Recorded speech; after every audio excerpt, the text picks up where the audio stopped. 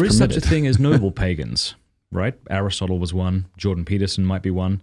So to say that someone's a pagan is not to say that they've completely flown the coop.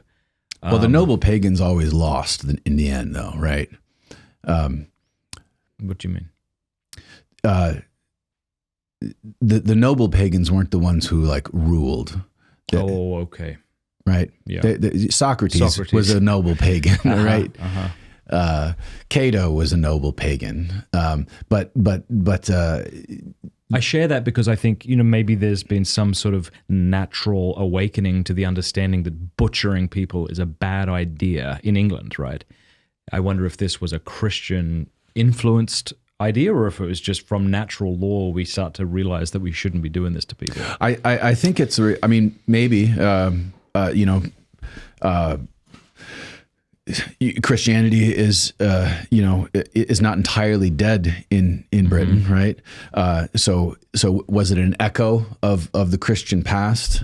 I think more likely it was a recognition, right, that sort of from a materialist perspective, that just speaking from just scientifically, there are no measurable like good outcomes from these things, and so if we're going to, if the criteria for these treatments is going to be some measurable thing, then if we don't see that thing, then we have to back away from it, right? And I think that is most likely why, and it's certainly the justification for it. And other European countries have done this in recent years as well. Is say like, no, we're not going to do puberty blockers and cross-sex hormones for minors. We're not going to cover that as part of our national health program because it just doesn't produce the outcomes that the advocates said it would. And so we're not going to do that, right? But there's no like normative argument against it, right? There's no saying like this is wrong absolutely in every case because it is an assault against reality and against nature, and nature's God, right? That's not the case. That's not the reason they're backing off from it. They're backing off of it because on the terms that they set themselves, the outcomes weren't there. Which is why the trans movement and transgender advocates are changing their argument. They're changing their argument in real time to say, we don't need outcomes. We don't need to show. We need no criteria other than an expressed desire. That's the only criteria. Exact same thing has already happened with abortion. Right.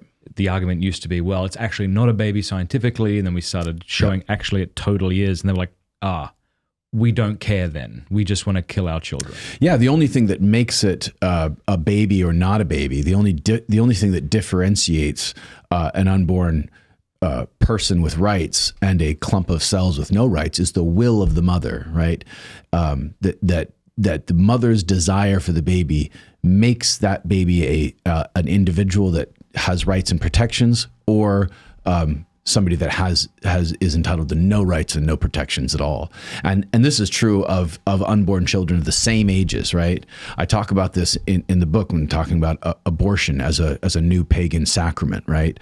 And increasingly that's how it's being talked about, because when you finally kind of like, shed the pretense of like, of objective scientific, justifications for these things, which again is an inheritance from Christianity, this is what you're left with. You're left with will and power, right? And in the case of abortion, the will and the power of the mother determines the very humanity of her unborn child, right? And so you can have a child of the same gestational age in one state, that child can be aborted. In another state, that child can be not only delivered prematurely, but it is the law that the medical professionals that are involved in that delivery have to give life-saving care to that child. And there's, with advances in medical technology, the gestational age at which a premature baby can survive is getting earlier and earlier, right?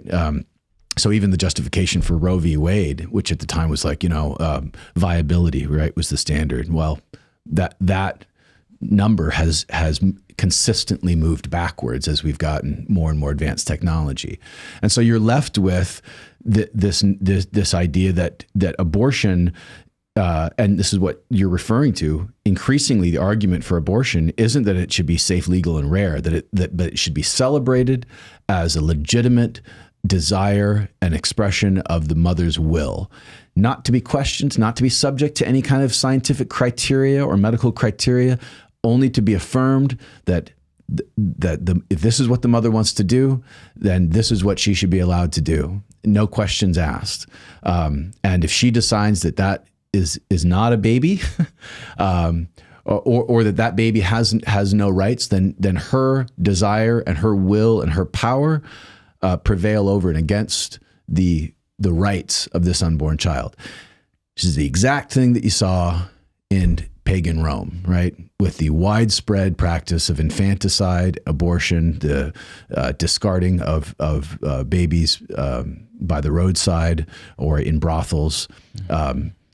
They weren't considered human, and they were treated as though they were subhuman. And it was a really common practice, and it was only ended by Christians. Hey, thank you so much for watching. Before you go, do us a favor, leave a comment, let us know what you thought of the video, like, and subscribe.